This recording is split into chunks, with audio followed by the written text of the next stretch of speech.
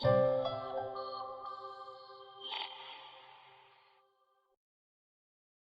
Concise RDWorks Learning Lab with Russ Sadler. Session 13.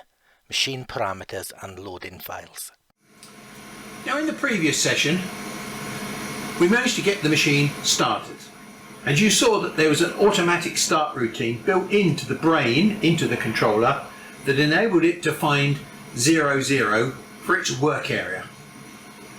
Now there are many other parameters that the machine needs to carry out its work before we even put a program anywhere near the machine. For example, is 20 millimeters of movement on the stepper motors. Somehow they have to be calibrated so that the stepper motor or the brain knows what our 20 millimeters or 2 inches or 10 inches looks like. So we have to make that calibration accurate. How fast are we allowed to run the stepper motors? We can't run them too fast, because if we do, the motors will do that horrible noise that we spoke about last time, cogging.